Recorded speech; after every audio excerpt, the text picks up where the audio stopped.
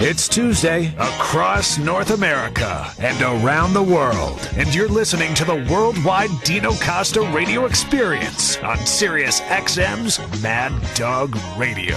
Well, I'll tell you, I talk so damn much that sometimes I lose sight of the fact that I've only got 60 minutes or 51 minutes in an hour. And so we go to the break at the, after my...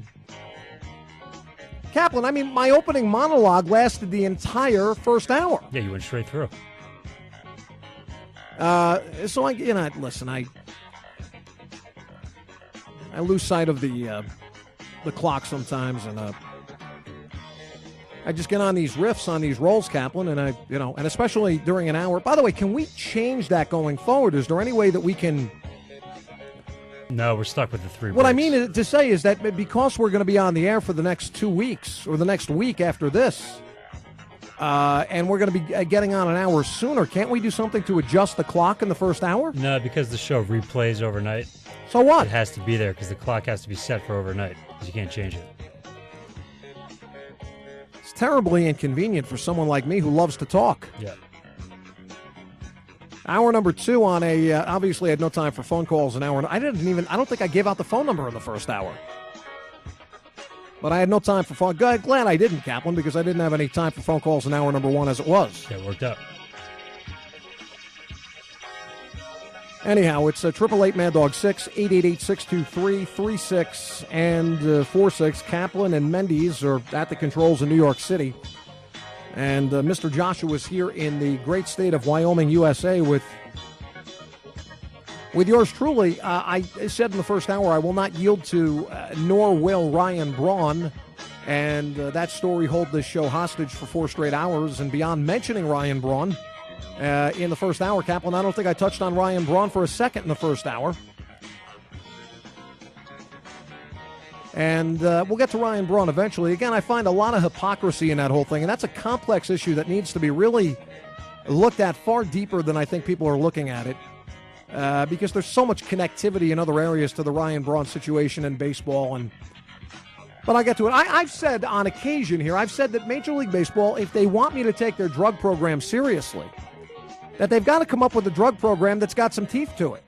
And if they don't have a drug program with any teeth to it, well, then you know what? I'm not even going to be worried about it or concern myself with who may be versus who may not be using drugs in baseball. I'll get to this.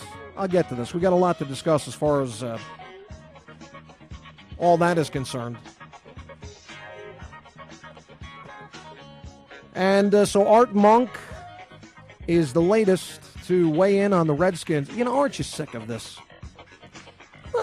Let's ask each other a question here concerning this Redskins nickname issue. Does anyone find it odd? Does anyone find it a little funny, a little puzzling that the Redskins nickname issue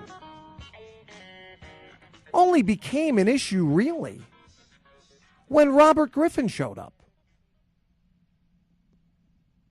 I mean, unless you can show me instances in the past where this has become a flashpoint issue, where newspaper space has been devoted to talking about this hideous nickname of a National Football League team, the Redskins of Washington. Can you show me in years gone by when Sonny Jurgensen and Billy Kilmer and Doug Williams and Mark Rippon and Heath Schuler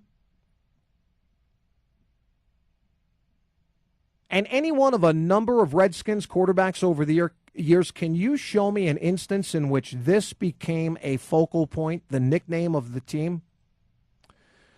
Because although, there were whispers here and there in years gone, and really to call them whispers is really to credit it too much. I mean, there was little quiet mentions, mostly about the logo instead of the name. But don't you find it incredulous that this has not become an issue until Robert Griffin showed up on the scene?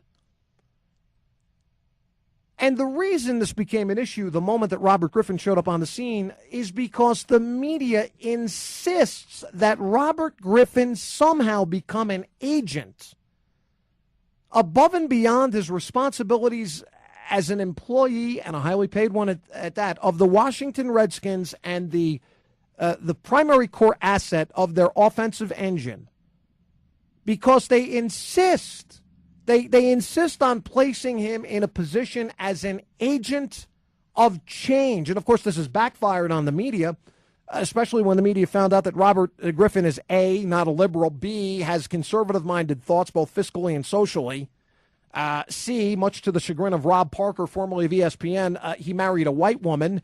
And let's throw D in there, that Robert Griffin is not exactly a black guy. He's not a black guy's black guy.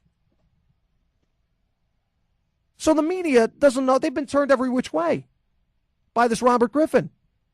It's not enough that he's just a supercharged quarterback who has breathed new life into a dormant Redskins franchise. No. In addition to all of that, and concurrent with his role as the Redskins quarterback, he also now has to become this central figure, this central agent of change.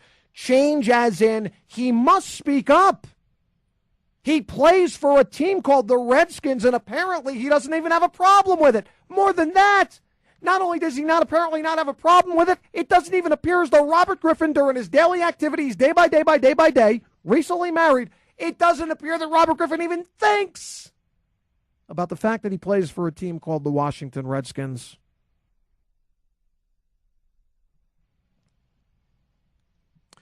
And if Robert Griffin is not going to do it, well, then the media, obviously bored out of their skulls with nothing else better to do, they are going to continue to bring forward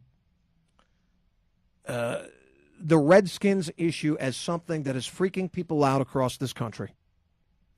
In the process, by doing this, what they've done is they have guilted several people who have gone on the record about this into taking their position that this is a hostile, racially insensitive, racially pejorative nickname, when in fact it is none of those things. But in the sweeping homogenization of society, with political correctness rearing its ugly head every single second of every single day, Redskins is a name, damn it, that must change come hell or high water. Whether Robert Griffin is with us or not, we are going to get the Redskins to change their damn name. Guess what?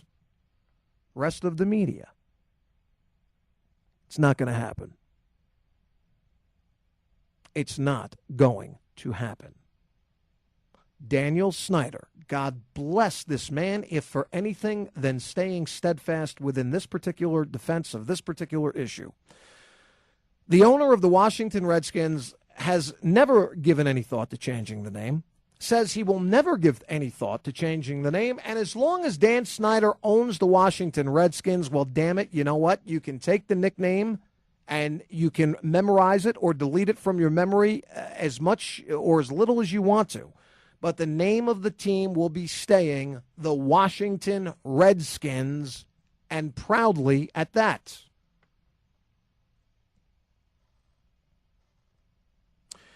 Joe Theismann, one of the level-headed and logical people who has spoke about this issue, had a quote recently when he said, "I was very proud to play for the Washington Redskins, and I did it to honor Native people in that regard."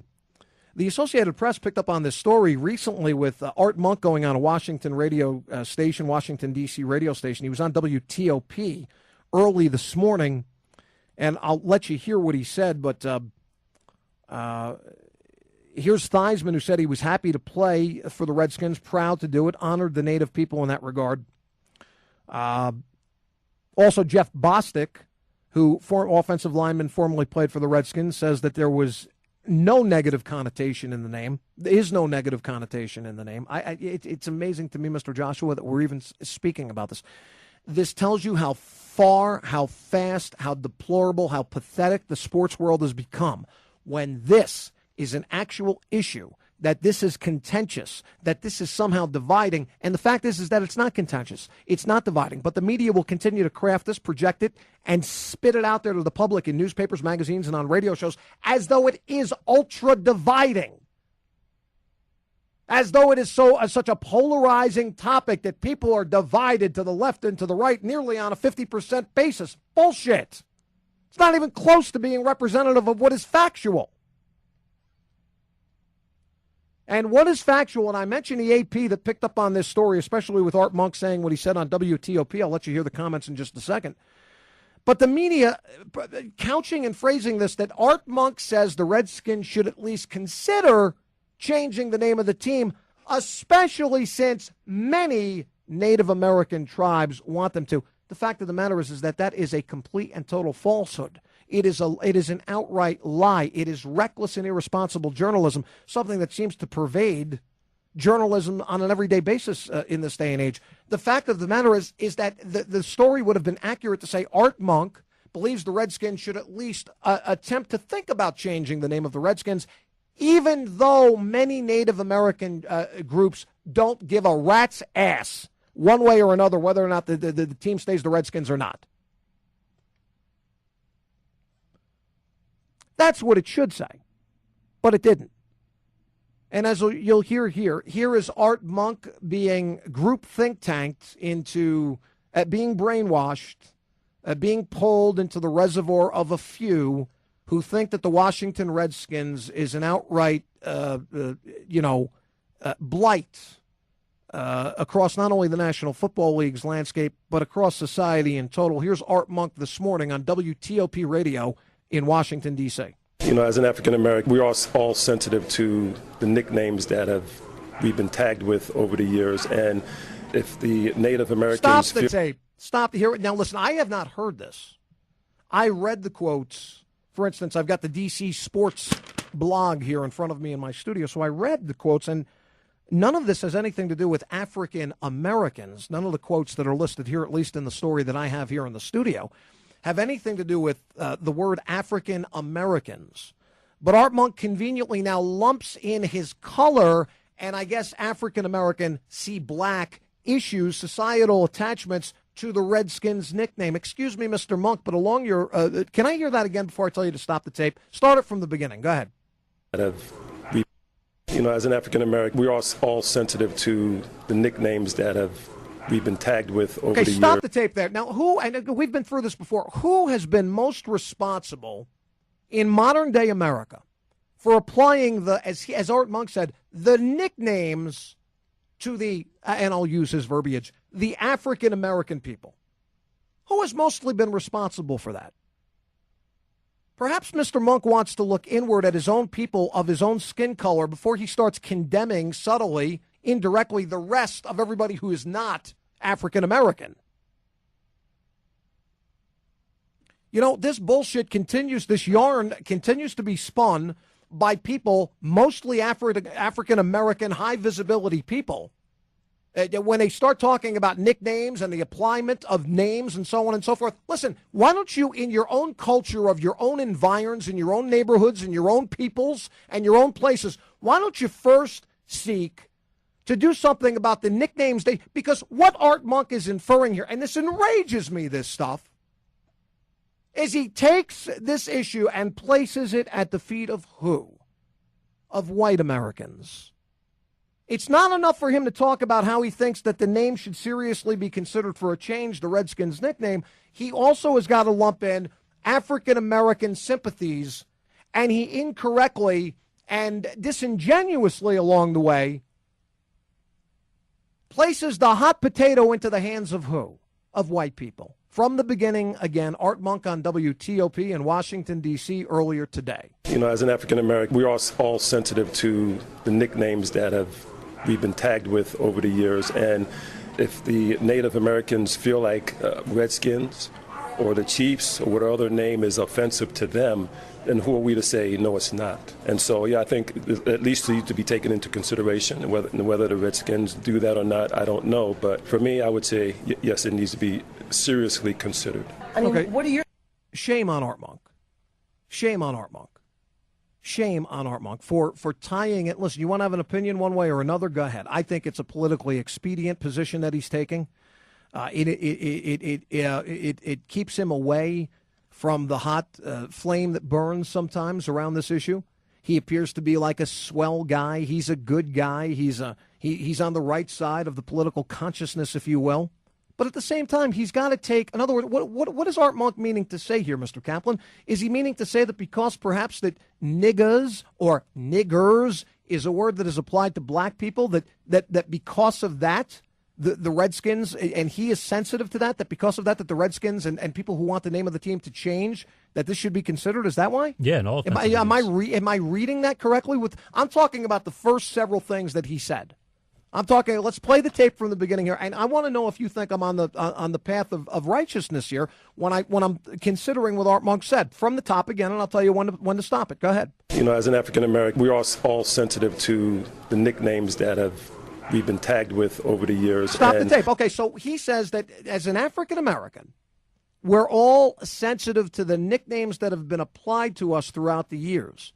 So he's finding commonality. He's finding commonality between, I guess what, negative connotations for black people and the name Redskins with Native Americans? Definitely. Is that what he's saying? I think it is, yeah. Okay, and so at the same time, though, is he not also taking this issue and putting it at the feet of, would you not think, people who are not of color? Isn't that what he's doing? Yeah. Pathetic. I find the whole thing to be pathetic. And, oh, by the way, it wasn't only Art Monk. By the way, is there more with the Art Monk here? There is, and Darryl Green comes out. Darryl Green, I was just going to mention that the former defensive back Darryl Green was also on during the interview with Art Monk. And this is on WTOP radio earlier today. Go. If the Native Americans feel like Redskins or the Chiefs or whatever other name is offensive to them, then who are we to say, no, it's not? And so, yeah, I think at least needs to be taken into consideration. And whether the Redskins do that or not, I don't know. But for me, I would say, yes, it needs to be seriously considered. I mean, what are your thoughts on the name? Does it offend you? Do you think it's racist? Well, it doesn't matter if it offends me. Yeah. If it offends them, then it's an issue. So, I don't know. I really don't have a whole lot of comments about it. I hadn't really thought about it. I think that I would have to agree with what Art Monk said, is that I think it deserves. Now, this is Darryl Green, who joined Art Monk during the conversation. And we'll back that up a second or two. But this is Darryl Green, and the first words out of his mouth were the most intelligent things that I think I've heard in the nearly 60 seconds of tape I'm playing. I really don't have an opinion on it. I really haven't even thought about it. But you know what, Darryl? You're in the great majority when you say that, because most people, most sane, logical people in this country, we don't think about it. We don't give it a second's thought. It's not something that comes and swims around our brain, every single waking second of every day. So you're in good company there. But what you try to do here now is you try to play the sensitivity, the racially sensitive, the sort of a platform of which I can just anticipate is coming up. Here's Darryl Green after Art Monk, and this is what he said. Think it's racist? Well, it doesn't matter if it offends me. Yeah. If it offends them, then it's an issue. So, I don't know. I really don't have a whole lot of comments about it. I hadn't really thought about it. I think that I would have to agree with what Art Monk said, is that I think it deserves and warrants conversation, because somebody is saying, hey, this offends me. And then you have a conversation. Obviously, unfortunately, in this country, conversations mean legal, dollars, suits, and all that good stuff. That's out of my league. All right, now let me ask both Art Monk and Darryl Green a question. You played a collective how many years in the Washington Redskins uniform? How many years did you play in a Washington Redskins uniform? And you mean to tell me this is the very first time that this thought has entered into your mind about the Redskins name? I got news for both Art Monk, Darryl Green, or any other loon out there. You heard me right. Art Monk is a loon. Darryl Green is a loon. And I've got news for both of those gentlemen and anybody else who wore the Washington Redskins uniform for one day. As long as you were cashing those paychecks, baby, you didn't give a shit what they called the team. and how sanctimonious you sound. Anyone who approaches this issue with the disillusionment of an Art Monk or a Darryl Green or anybody else who talks about this issue, the sanctimonious feeling that I get from listening to you on your perch of high moral ground here when you talk about the Redskins. I mean, come on now. Come on. Again, I will tell you this. If we wanted to be stupid enough, if we wanted to be extreme enough, we could make a racket. We could make noise. We could get silly. We could say that every single name in professional team sports, if you wanted to be silly enough, you could find fault. You could find objectionable names with every team that dot the North American landscape as far as professional team nicknames are concerned. If you wanted to get that extreme. If it's a matter of just, listen, some people say if it offends one or two, that's enough. If we're going to live our life by that code, then, you know, we may as well not even leave our houses every single day or night. If we're gonna live by that kind of a warped mentality. If it offends just a couple, you know, it warrants a conversation. Really? No, really? Come on now. Come on. Let me go to Dallas, Texas, as I grab some phone calls for the first time. 888-MAD-DOG-6, 888-623-3646. Let me go to Dallas, Texas, USA. Kassam Bey is in Dallas, and Kassam Bey is on the Dino Costa Show on this Tuesday on Sirius XM's one and only Mad Dog Radio. Kassam Bey. Yeah, thank you for taking my call. I'm of African descent. I was born and raised in Zambia, Africa. And as a foreign observer, what I've just come to learn is that for as long as Black Americans, African Americans, continue to look at the past or history, what happened in the past, it will be hard for some to attain a certain level of success. As immigrants, when we come here, personally myself, I've never seen or experienced racism in America because I don't pay attention to it. I look for opportunities. Because I've also come to accept that there's no way different groups or different races are going to unite as one. Even in Africa, we have tribalism. You segregated because you belong to a different tribe. So that is impossible. All we have to say, all you have to pay attention is to focus on the opportunities and learn about other cultures and adjust. I have friends that are African American, white, Mexican, and African descent, and everybody. But African Americans, it starts when they're young. They start to teach them to be aware of racism, that white people are racist. White people are racist. And that stigma stays in their mind. That can hinder your success. Kassam Bey, what do you do for a living, if I can ask, sir? I'm actually a stand-up comedian. Are you really? Yes, I've been doing that for 7.5 years. And where in Africa do you come from? I'm from Zambia, Zambia, South Central Africa. Zambia, yes. Right. Is in your country, you talk about people growing up in this country ingrained, people of your color ingrained with this feeling in some quarters, not all, but in some quarters, that the white man is bad. The white man is evil. The white man is out to do you dirt. The white man is racist. All of them, they're all devils. Is this same sort of a mentality within the atmosphere of the country that you came out of in Africa? It used to. I mean, it used to be like that during the days of colonization, when we were colonized by the British. But with time, our parents and grandparents, they learned. That's gone. It's the past, and we are very, religious, and we're Christians, so we learn to forgive.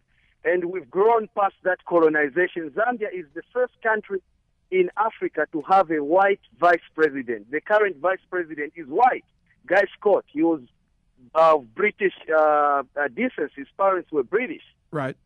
You can Google that. So we've grown past, because if you continue to look at the past, you never move forward. Amen. You have to let shit go. Amen, my friend. And I tell you, it's unfortunate, but there are a lot of people, and thanks for your call, Kassam Bey, Kaplan, you're going to have to run things from your end, my friend. There are a lot of people who unfortunately will continue to live in the past because it serves an agenda that they have.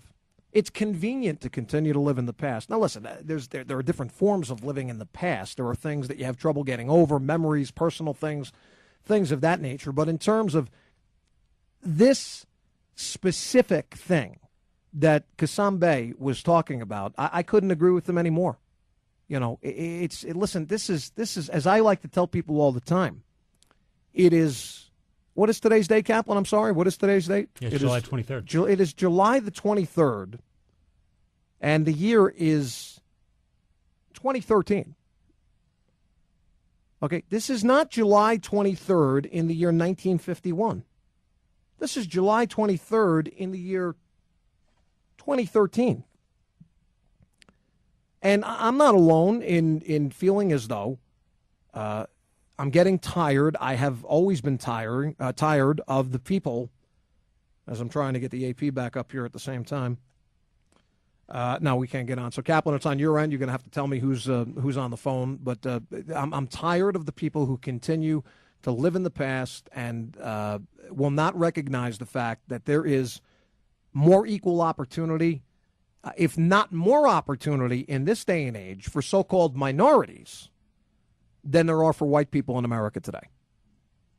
The system is slanted. The system is set up, in fact, to work against the more competent.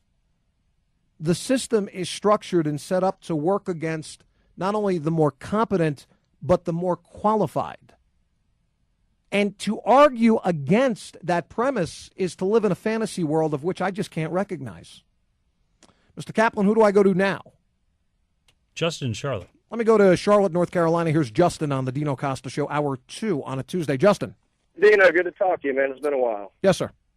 Yeah, I thought that you made a great point on saying that, you know, if we're going to look at the Redskins and the Chiefs as you know, offending or being racist nicknames, that you could, you know, pick all the different names of the North American teams which they could offend somebody, even if it's just the one or two people. And it brings up an issue that, you know, I feel that it started in politics and is growing into the sports world, that people are just searching for a way to bring up an issue that brings about some state of, you know, of offending somebody. I mean, I'm from Charlotte. Carolina Panthers, you have people that could relate that to the Black Panther Party. The New Orleans Saints could rate that, or could look at that as being, you know, leaning toward Catholicism. The New York Jets, in terms of, you know, airplanes flying into the twin. I mean, it's just, it's something where there's always going to be people that feel that way, but do you really want to feed into that and fuel that fire to the extent that you bring it about to the level that it's grown to? Well, when you talk about the Panthers, I guess you can take any team nickname in the NFL if we want to, you know, whittle it down to NFL teams. The Broncos, the Panthers, any other the Bears. What about the animal rights activists not liking not the exposure, but the prostituting of these various animals in a sport like football and using in a barbaric sense, exactly in a barbaric sense and you know, this kind of stuff. I mean, again, if you wanted to be crazy enough, you could come up with reasons to find fault with every single nickname in professional sports. Well, yeah, and that's the thing is, like, you know, to the extent that I just went and named off a few of those. I mean, you could do that, and anybody could do it with anything, but it's the fact that, you know, society, the media is getting to the point now where it's literally making this an issue to where it hasn't been an issue over the years, like you were saying about Art and the interview early on. You think this is the first time that they've ever thought that the Redskins name is a racist name? No, it's just because it's getting publicity now, and they're getting confronted about it, and so they're going to conform with the views of, you know, what people are saying and how they're blowing it up about it. It's just, it's ridiculous. I mean, like you say with baseball and steroids, just give me the game. I mean, just let it be. And I agree with you. I'll take your comments off the air. Good to hear with you, Dino. Okay, thanks, Justin in Charlotte, North Carolina. I'm going to take a quick time out, try to reset on my end here with the phones because I don't want to. It's a discombobulated sort of a thing to try to fly blind with the guys in New York putting the callers on for me. But there's nothing that Justin in Charlotte said that I can disagree with. I mean, I cannot I try to place myself in the mindset of an extremist when it comes to political correctness. I can't do it. I think it is a sickness that somehow has worked its way into people's brains. The sports universe is not immune from this kind of thinking. Obviously, I talk about it all the time. And for Art Monk and Darryl Green and anybody else to sanctimoniously take this high position of high moral ground after they spent years in Redskins uniforms, cashing one paycheck after another, now to say that just because a few people might be offended that this warrants a conversation, I'm sorry, I can't sign up for that. Back with more. Hour 2 right after this. He's been fearlessly independent his whole life. You're listening to Dino Radio, the Dino Costa Show, right here on Sirius XM's Mad Dog Radio.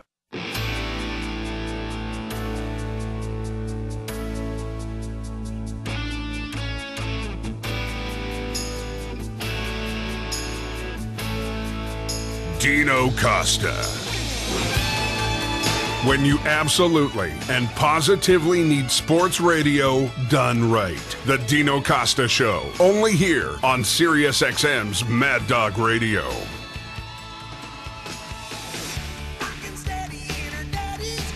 All right, I had no intention of stopping here midway through hour number 2, but I just wanted to get this phone situation straightened out, and it appears that we have been able to do that. So we're back on the phones, 888 Mad Dog 6, even though the guy out of Santa Monica, I don't have a name.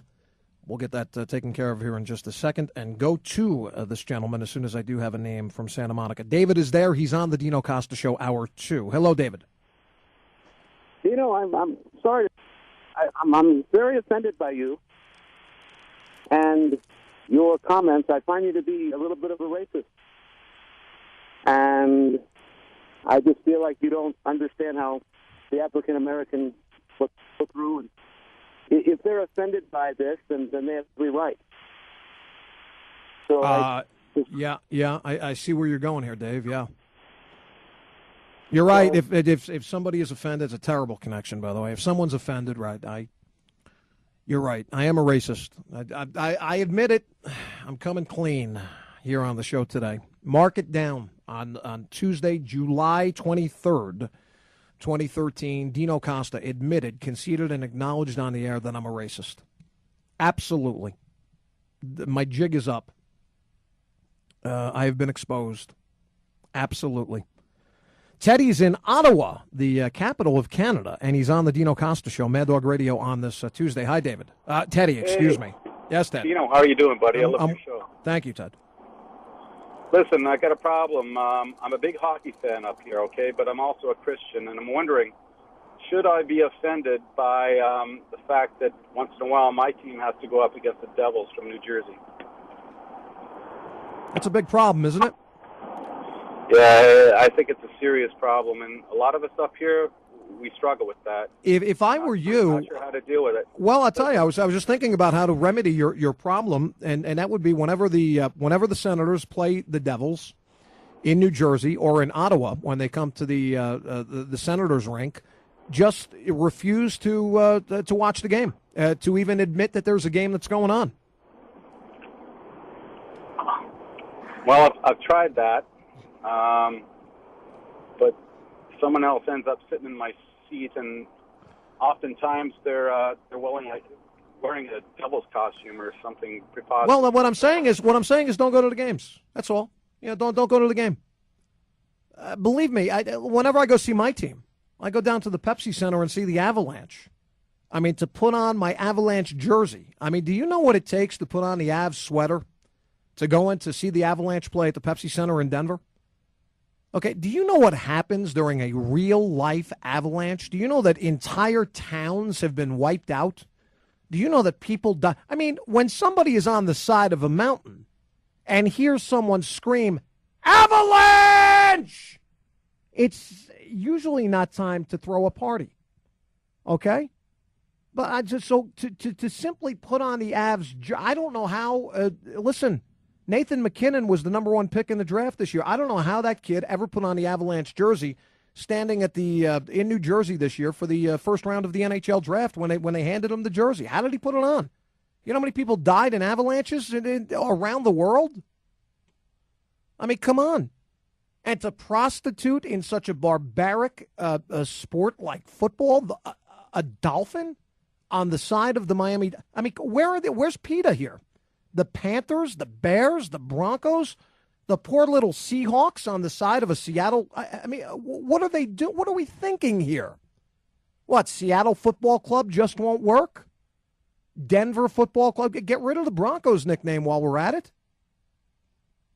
The exploitation of the animal kingdom, not only in the NFL, but across the sphere of professional sports, is grotesque. Redskins that's just the start. That's the tip of the iceberg, for crying out loud. Jay is in Washington, D.C. He's on the Dino Costa Show, Hour 2 on this Tuesday. Hi, Jay. Hey, Dino, this is my first time calling. You're cracking me up tonight. You know, the thing that I can say is this. All these team names have some connotation. They started from somewhere. I mean, I read that the Brooklyn Dodgers came from the term trolley dodger, which basically meant some guy who lived in the city who was trying to not get hit by trains. That's right. You know, so does it mean every single person in Brooklyn should be upset at every person in L.A.? You know, it doesn't make sense.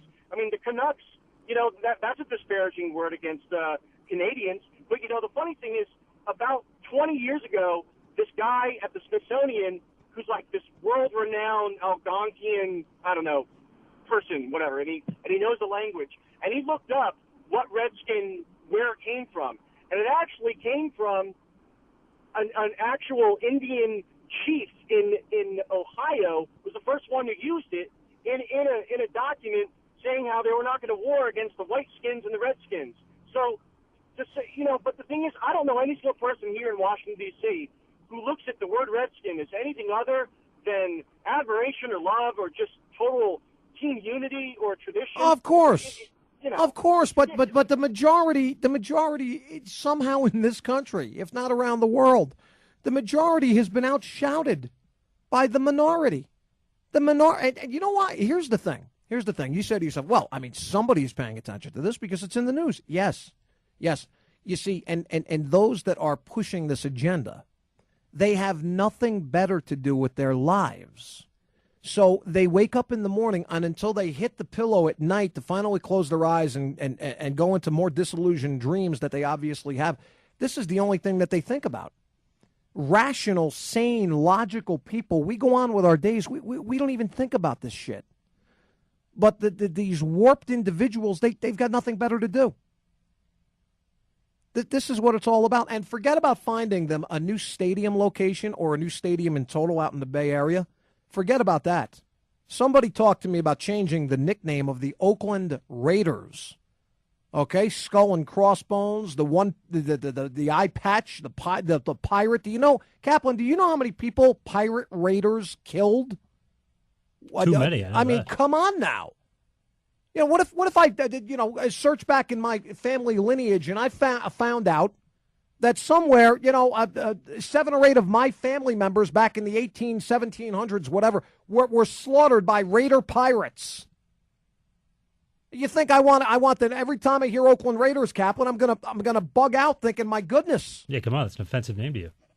It's very offensive. And if it's offensive to me, Kaplan, and I may just be the only person, but if it's offensive to me, it warrants a conversation, doesn't it? Yeah, that's all it takes. Sierra Vista, Arizona. Greg is on the Dino Costa Show. Hi, Greg. Hey, what's going on, Dino? Hi, Greg. Hey, man, I think you got it wrong on this one, brother. For the most part, I agree. I think the majority of Native Americans, they really don't care. All right, but the whole land, the blame at the white man's feet, I don't think that's what Art Monk was doing. I think he was just using it as a reference to understand for him to he relates to himself as being a black man and knowing what a word can do. And it's not necessarily, you know, I don't think he's saying that the name should be changed, but it should be considered. Who uses the negative slang term more, white people or black people? Black people, but what does that have to do with anything? Well, then you know what I think, because Art Monk was subtly indicating, to me at least, the way I deciphered it, he was subtly indicating that, you know, especially with the name nigga with the GGA or nigger at GER. Art Monk was indicating that, you know, we've had to put up with this for years and years, and you can understand how sensitive we are to this. And my message to Art Monk is, as just evidence from the caller who I just let go, who uses that word, that awful, disgusting word more, white people or black people? It's no contest. So, Art Monk, shut your mouth, and why don't you go into the inner cities, go out on basketball courts where kids are playing basketball and using the name left and right all day long. It's part of their day. They can't get through a day. A lot of black people can't get through a day without using that word at least 150, 200 times a day. Why don't you go talk to those people? Visit training camps, Art, and listen to how many black players are referring to each other with that name before you try to guilt trip me or anybody else with your bullshit. Mo is in Brooklyn, New York. He's on the Dino Costa Show, Hour 2. Hi, Mo. Dino, I'm a twin that's about 6'7", and I'm a gay man. So the word twins, giants, and flames offend me. I don't know how do you get up every day knowing all this? Here's my whole problem with this whole situation. Those actually was meant to bring a little levity. Didn't this already happen? Aren't the Rays now the Rays and no longer the Devil Rays? Do you know why that changed? I'm not aware of that. Yeah, they wanted Stuart Sternberg, who bought the team several years ago, wanted to rechristen the franchise and rebrand it in a new way with his new ownership group. It had nothing to do with the word devil. He just wanted to find a new name. He didn't like the name of the team. Okay, I thought maybe that it's already started because this whole movement of this new society where I have to accept things without an opinion, that's my problem. I'm an accepting man, but I do want to state my opinion. That doesn't mean I always have to agree. I love your show. Continue what you do. And thank you. From Brooklyn, New York to Casper, Wyoming, USA, Matt is on the Dino Costa Show, Hour 2 on this Tuesday. Hi, Matt. What's going on? Heading your way down to Cheyenne, man. Hey, this whole thing all ties in together. Now, don't get me wrong. I think Bill O'Reilly's one of the biggest jackasses there is. But in the Talking Points memo last night, he said it well. Until there is a member of the African-American community, whether it be Obama himself, Sharpton, Jackson, or whoever, that admits the ills and the perils that are facing the black community today, and this all ties them back to the NFL having to hire people to look for tattoos, to the use of the N-word, and to what have you. We can talk about it all day long, but it's going to take somebody on that side to get the African-American community as a whole under control. Matty, I think there are people who have raised the specter of this issue within the black community. There have been many people over the years who have done it, but they are shouted down. They are called Uncle Toms. They are marginalized. They're called house niggers. They're called a host of them. I mean, Larry Elder last week went on Piers Morgan's show and destroyed him over the Trayvon Martin. He ripped them apart. Oh, he pulverized them. And do you know the vitriol and the invective, the hatred that came Larry Elder's way from his own community because of that appearance? Oh, let's look at the tweets. Yeah, that's what I mean. That's what I mean. Travel safely, my friend, down here to Frontier Days, coming from Casper, to San Diego, California. And Mark is on the Dino Costa Show on this Tuesday, Hour 2. Hi, Mark. Hey, Dino. Hey, I'm a little person. I think the Giants' name needs to be struck down as well. I mean, where does this shit stop? Correct me if I'm wrong, but one of the first times, I'm only in my late 30s, one of the first times I can remember a franchise changing a name to try to change the pulse, I guess, was the Bullets, the Washington Bullets, to the Wizards. Right. Can you recall any other nicknames that were changed before that and for political reasons other than maybe the Orangemen? No. Well, the Redmen, St. John's, you remember that. Right. They became the Red Storm. No, it's just the whole thing is to me, it's a sad state. It is pathetic to see the levels that we have fallen. Especially surrounding something as innocuous as a team nickname for a particular team, whether you're talking about the NFL or any other major league sport. I agree with you. I mean, as you mentioned before, there's not enough people out there right now with enough to do other than stir up shit about nothing. And for Darryl Green and Art Monk to now come out and start questioning the Redskins, that is absolutely fucking ridiculous. After years of cashing paychecks with the Washington Redskins logo, I'm certain, attached to said paycheck. I mean, well, where are we going here, man? I mean, everything from this Redskins nickname issue, which again is to call it a blip on the radar screen is to do it too much, is to give it too much credit, because nobody except the lunatic fringe sector of society is making an issue of this. Normal, everyday people, rational, logical people with things to do during the day, jobs to maintain, families to raise, groceries to shop for, shit to do during the day. They don't think about this stuff. And rightfully so, they don't. I mean, and I read before the show today that you've got NFL teams that now want to use police experts to check where are we going in this sports world to check tattoos of incoming prospects for evidence of gang connections? I've been watching NFL football since the early 1970s. If you had told me in 1980 that someday the National Football League, how many times do I tell you this, folks? The state of affairs in the NFL has reached a point of critical mass.